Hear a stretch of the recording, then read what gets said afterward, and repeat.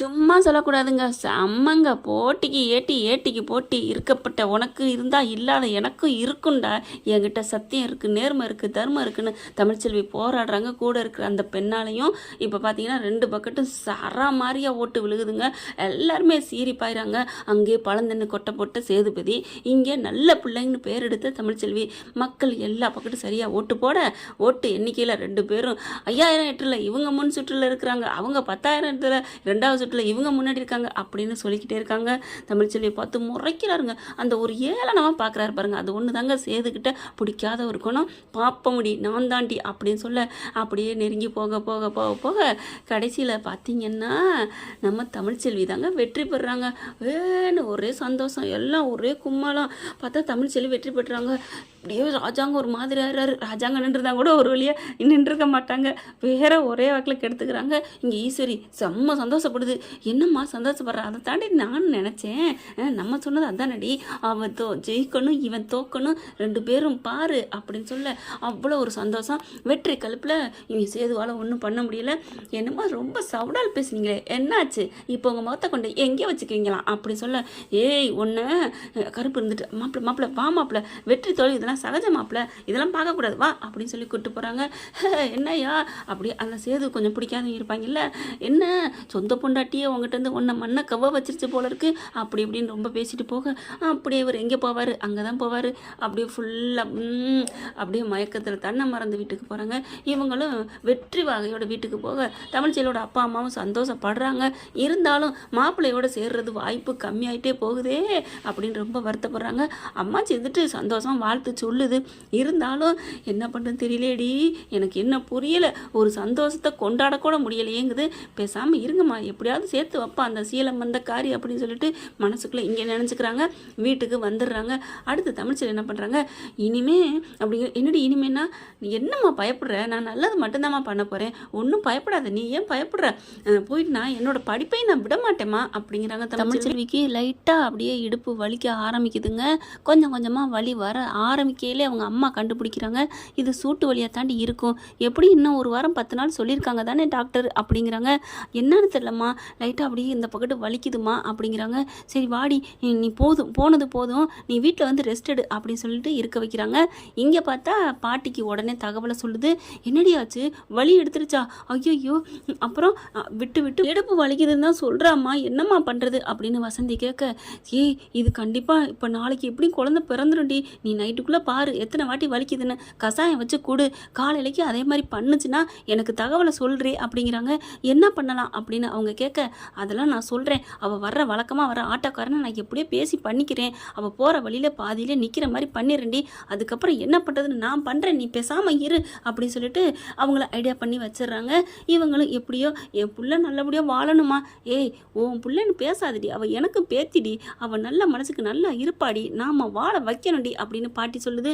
இங்கே பார்த்தா என்ன பண்ணுது, கரெக்டாக காலையில் விடிஞ்சு, அதாவது நைட்டு தூக்கமே வரல கிழவிக்கு, அடிக்கடி ஃபோன் பண்ண, யாருமா ஃபோன் பண்ணுறா அப்படின்னு தமிழ் கேட்க, ஒன்றும் இல்லடி அம்மாச்சி தான் கேட்டுச்சு ஒரு வாட்டி, எப்படி இருக்காண்டு கேட்கக்கூடாதா, மலர் ஒரு வாட்டி கேட்டுச்சு அவ்வளோதாண்டி அப்படின்னு சொல்ல, எனக்கு ஒன்றுமே தெரியலம்மா, ஒரு மாதிரியாக இருக்குமா அப்படின்னு சொல்லிட்டு படுக்குது. வேணா ஆஸ்பத்திரிக்கு போமாடி அப்படின்னு கேட்க, வேணாமா அப்படிங்கிறாங்க. அடுத்து காலையில் விடியாமல் என்ன பண்ணுது, இங்கிட்டு நடக்குது.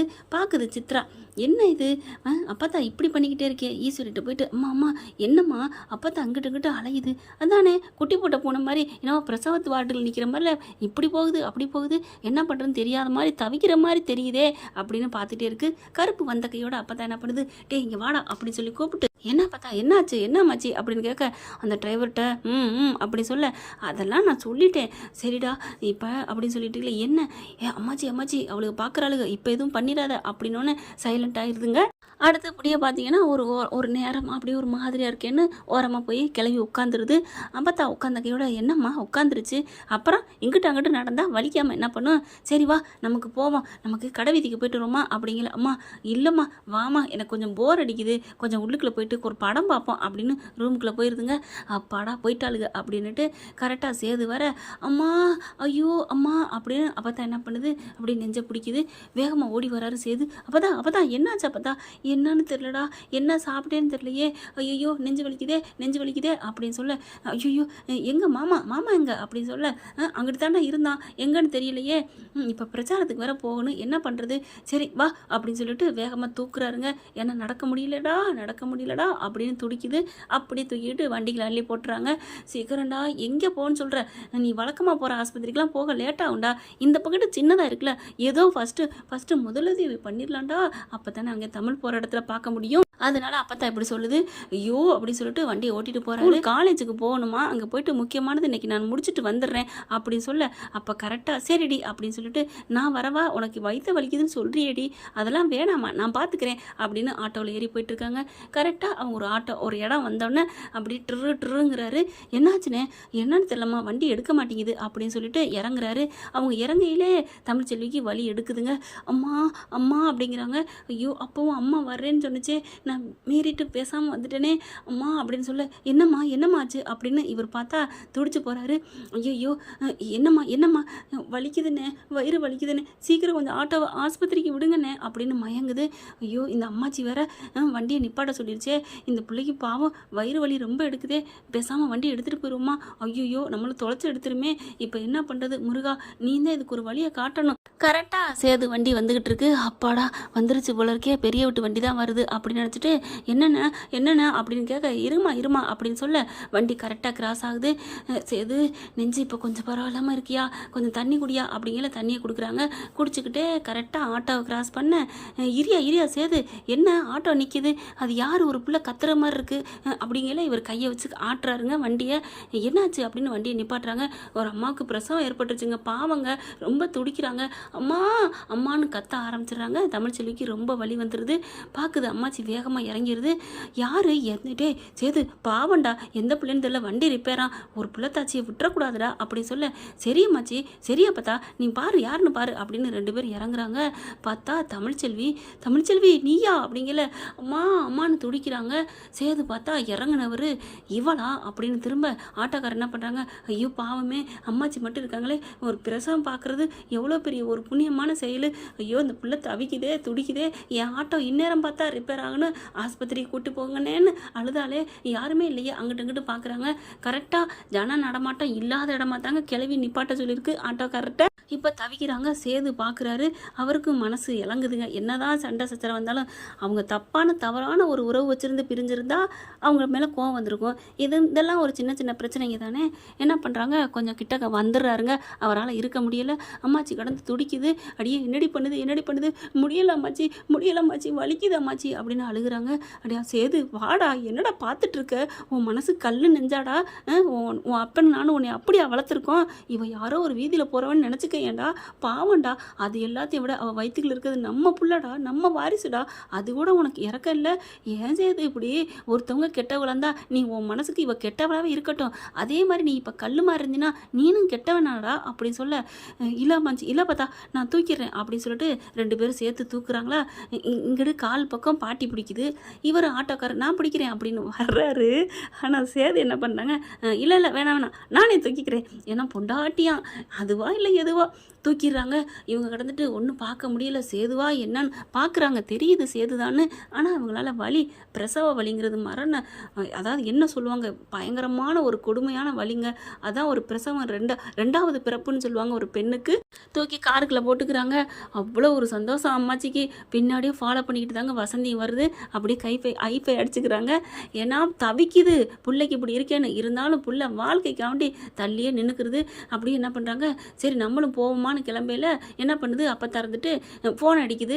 என்னம்மா ஃபோன் என்ன பார்த்தா யாருக்கு அடிக்கிற, அடா அவள் ஆத்தா கூட சொல்லணும்ல, நம்மளே நிற்க முடியுமா என்ன, அதுவும் கரெக்டு தான் அடி அப்படின்னு சொல்ல, அடித்து பார்த்தா போக மாட்டேங்குதுடா. ஐயோ அப்படி சொல்லிட்டு இரு, நான் என் ஃபோனில் அடிக்கிறேன் அப்படிங்கல, அவன் நம்பர் உன்கிட்ட இருக்காடா, இருக்குது அப்படின்னு சொல்லிட்டு அடிக்கிறாரு. மாமியார் நம்பரை பத்திரமா வச்சுருப்பேன் போல இருக்கே அப்படின்னு நினச்சிக்கிறது. அதுக்கப்புறம் தமிழ் அழுகுது துடிக்குது. கவலைப்படாதடி நான் இருக்கேன்டி, அந்த சீலக்காரி உன்னை சும்மா விட மாட்டாடி அப்படின்னு சொல்லிட்டு நம்மளை கைவிட மாட்டா அப்படின்னு பார்த்துக்கிட்டு ஆறுதல் சொல்லுது. இவங்க ஃபோன் அடிக்கிறாங்க. ஃபோன் அடிச்சோன்னா மாப்பிள்ளை அடிக்கிறாருன்னு அப்படி ஹலோ மாப்பிள்ளை அப்படின்னு சொல்ல, உங்கள் பொண்ணு தமிழ்ச்செல்விக்கு வயிறு பிரசவம் வலி எடுத்துருச்சு, அதனால் இந்த ஆஸ்பத்திரி கொண்டு போகிறோம் அப்படின்னு சொல்லிட்டு ஃபோனை வச்சு வச்சுறாரு. மாப்பிள்ள ச்சே வச்சுட்டாரா, இருந்தாலும் இவ்வளோ முறுக்கு கம்பி மாதிரி முறுக்கிட்டு இருக்கக்கூடாது அப்படின்ட்டு செல்லப்பாண்டிக்கு தகவலை சொல்லி 2 பேரும் பறந்து அங்கே வருதுங்க. இதுக்குள்ளே இவங்களுக்கு ஆஸ்பத்திரிக்கு போயிடுறாங்க. போகிற வழியில் துடிக்கிற துடி அந்த துடி சேதுவுக்கே ஒரு மாதிரி ஆகுது. கண்ணாடி வழியே பார்க்குறாரு. அம்மாச்சி அம்மாச்சி என் உயிர் போயிடும் அம்மாச்சி, எனக்கு தண்ணி அம்மாச்சி அப்படிங்கிற தண்ணி பாட்டில் எடுத்து வேகமாக கொடுக்குறாரு. அதுக்கப்புறம் ஒரு ஓரமாக நிப்பாட்டுறாரு. அப்போத்தா என்ன பார்த்தா இப்படி தான் வலிக்குமா, பின்ன பிரசவங்கிறத உனக்கு என்னடா நினச்சிட்டு இருக்க, ஐயோ இவளுக்கு ஏன் இப்படி துடிக்குது, இவளுக்கு ஏன் வயிறு பெருசாக இருக்குது, இந்த மாதிரி யாருக்கும் இருந்தது இல்லையா பார்த்தா அப்படி சொல்ல, உன் கண்ணை கழுவுடா போடா வண்டியை ஓட்டுறா அப்படிங்கிறாங்க. புள்ள துடிக்கிறா அப்படி சொல்ல, இரு பார்த்தா ஆமாம் உனக்கு நெஞ்சு வலி என்னாச்சு அப்படி சொல்ல, அடே விக்கலுக்கு அதிர்ச்சி சொன்னால் நின்று போயிரும்ல, அந்த மாதிரி எனக்கு நின்றுச்சு போல இருக்குடா. எனக்கு என்னமோ இது வலி வந்து உனக்கு நீ வேணுன்னே வந்த மாதிரி தெரியுதே. டே அப்படியே இருந்தாலும் இது தாண்டா ஏதோ ஒரு என்னமோ சொல்லுவீங்களாடா, சிம்பதியா டெலிபதி அதுவாக கூட இருக்கலாம்டா, என் மனசுக்கு தோணி இருக்குடா. ஆனால் நீ தண்ணி கொடுத்தோன்னே அப்போவே எனக்கு நெஞ்சு வலி நின்றுச்சு, வண்டி ஆட்றா கூறு கட்டவனே அப்படின்னு சொல்லுது. அதுக்கப்புறம் வண்டி எடுத்துகிட்டு ஆஸ்பத்திரிக்கு போயிடுறாங்க. போய் அட்மிட்டும் பண்ணிடுறாங்க. குழந்தையும் கொஞ்ச நேரத்தில் பிறந்துருதுங்க. அழகாக சுகப்பிரசவம் பெற்றுடுறாங்க. 2 குழந்தை. பார்த்தா 2 குழந்தையும் உங்களுக்கு குழந்தை பிறந்துச்சு வாங்க உள்ளார வந்து பாருங்க அப்படிங்கிறாங்களா. அப்படியே ஓடி போய் சேதுவும் பாட்டியும் பார்க்குறாங்க. இதில் எது என் குழந்தை அப்படின்னு கேட்க, ஆட போட முட்டா பயமானே அப்படின்னு மண்டையில் அடிக்குது. அப்போத்தா என்ன பார்த்தா அடிக்கிற, 2 உன் குழந்தை அந்தாடா பாருடா. என்னது தமிழ்ச்செல்வி ரெட்டப்பிள்ளை பெற்றிருக்காளா அப்படி சொல்ல, அப்படி பார்க்குறாங்க.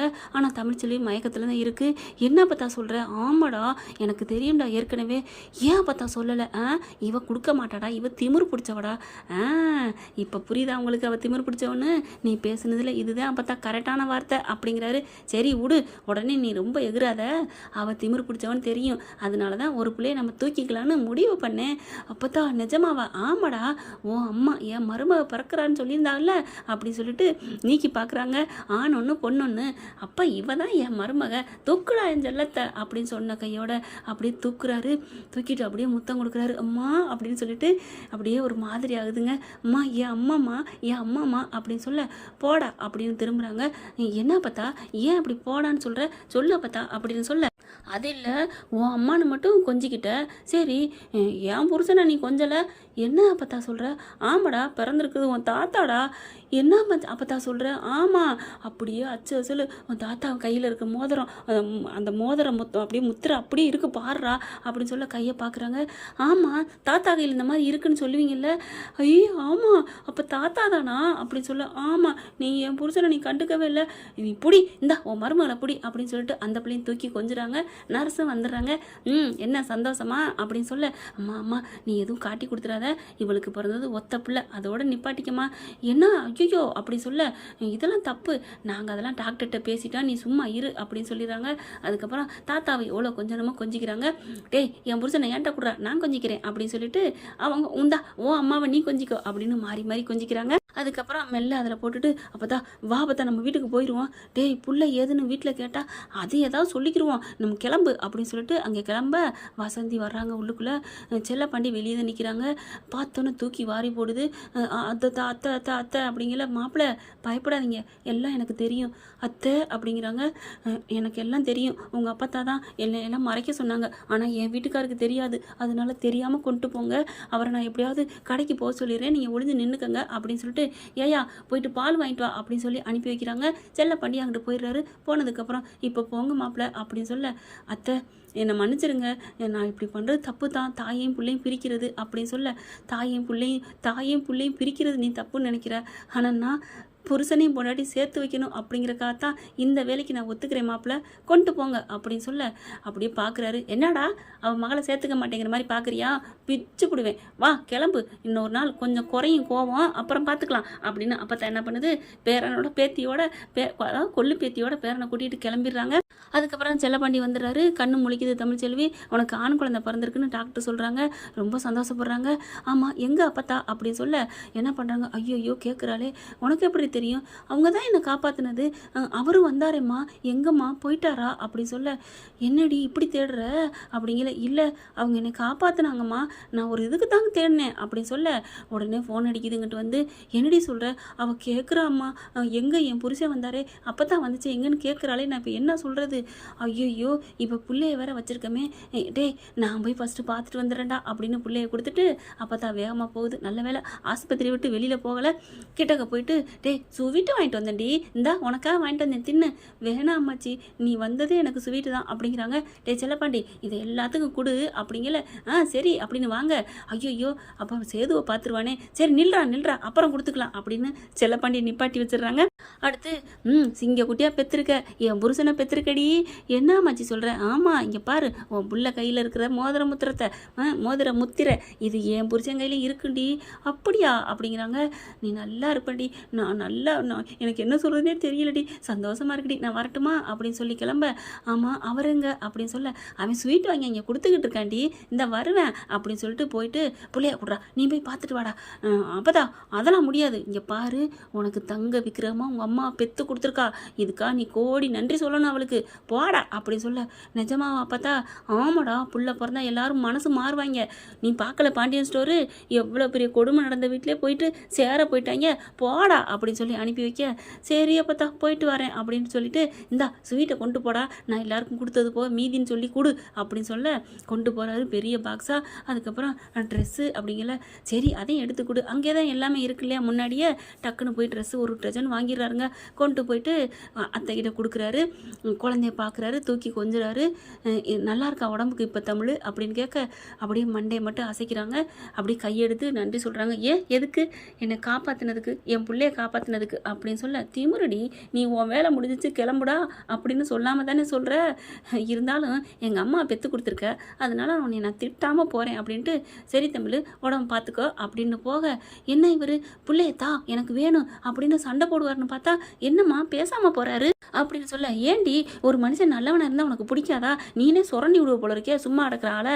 இல்லைம்மா அவர் அப்படிப்பட்ட ஆளுமா அப்படின்னு சொல்ல. நீ சும்மா இரு, ஏதோ போகிறாங்க விட்டுரு அப்படிங்க. அம்மா அப்போ அவருக்கு புள்ள மேலே பாசம் இல்லையா?